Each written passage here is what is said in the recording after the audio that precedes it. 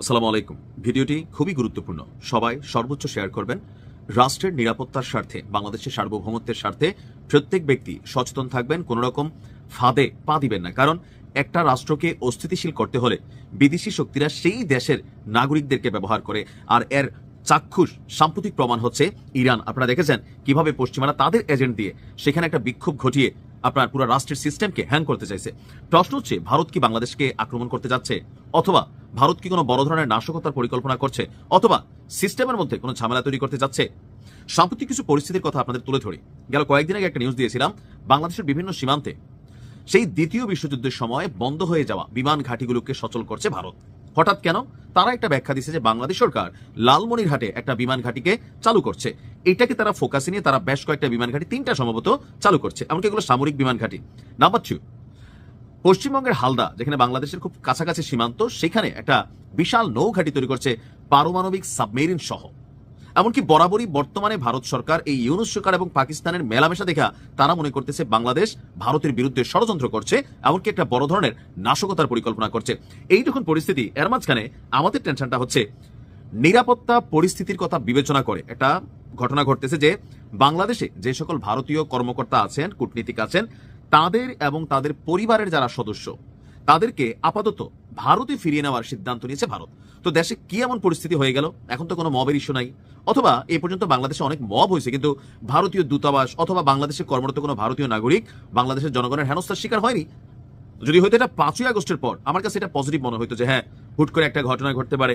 But সরকার তো এখন এক ধরনের একটা ব্যালেন্সে আছে, বা ভারতের কোনো নাগরিকের সাথে এই পর্যন্ত হয়েছে, আওয়ামী লীগ সহ বিভিন্ন ইস্যুতে হয়েছে, কিন্তু ভারতের বা কোনো দেশের কোনো নাগরিককে হেনস্থা বা তাদের দূতাবাসগুলোতে হামলা টামলার মতন ঘটনা ঘটে নাই। আর দূতাবাস ঘেরাওয়ের কথা যদি আমরা ধরি, ভারতীয় তো আমাদের বাংলাদেশের দূতাবাসকে তারা ঘেরাও করছে, সো এটা চলে। কিন্তু কেন হঠাৎ করে এই সিদ্ধান্ত নিচ্ছে? পেছনে অবশ্যই কোনো কাহিনী আছে, বাট তারা একটা উসিলা দেখাচ্ছে, এটা আমি হালকাভাবে নিতে চাই না। গত 20শে জানুয়ারি এই বিষয়ে ভারত সিদ্ধান্ত নিয়েছে, তবে তারা বলছে যে জাতীয় সংসদ নির্বাচনকে কেন্দ্র করে নিরাপত্তা ইস্যুতে। তো তার মানে কি বাংলাদেশ সরকার নির্বাচনকে কেন্দ্র করে আইন শৃঙ্খলা পরিস্থিতি তারা স্বাভাবিক রাখতে পারবে না? ভারত কেন মনে করছে? বার্তা সংস্থা পিটিআই এর বরাতে সরকারি সূত্রগুলো বলছে, ভারতের দৃষ্টিতে এটা একটা সতর্কতামূলক ব্যবস্থা। ঢাকায় অবস্থিত ভারতীয় হাই কমিশন সহ বাংলাদেশে ভারতের বিভিন্ন দপ্তরের যে কর্মরত কর্মকর্তা আছে, তাদের উপর নির্ভরশীল পরিবারের সদস্যরা আছে, তাদেরকে সাময়িকভাবে ভারতে নিয়ে যাওয়ার সিদ্ধান্ত এসেছে।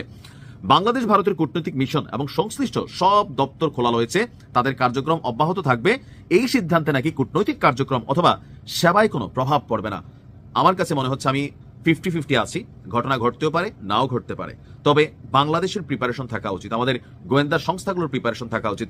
আমি কোনোভাবেই বাংলাদেশে কর্মরত ভারতের, পাকিস্তানের যে কোনো দেশের, কারণ আমরা নিজেরাই তো প্রবাসী, এখানে কর্মরত তারা পেশার কারণে আছে, রিজিকের কারণে আছে, কর্মরত আছে, ভারতের সাথে আমাদের 1000 বার ঝামেলা হইতে পারে, কিন্তু বাংলাদেশে অবস্থিত যে কোনো ভারতীয় একজন সিঙ্গেল নাগরিকের নিরাপত্তার দায়িত্ব এই রাষ্ট্রের আমাদের। তদ্রূপ আমরা যারা বিদেশে আছি, আমরা এই রাষ্ট্রটার উপর নির্ভর করে এখানে বিদেশে অধিকার পাচ্ছি। সো কোনো প্রবাসী কোনো দেশে লাঞ্ছিত হোক, এটা একজন বাংলাদেশের নাগরিক হিসেবে আমি চাই না। তবে সরকারের সচেতন থাকা উচিত, যে কোনো একটা বড় ঘটনা ঘটতেও পারে। আল্লাহ প্রিয় মাতৃভূমিকে হেফাজত করুক। আসসালামু আলাইকুম।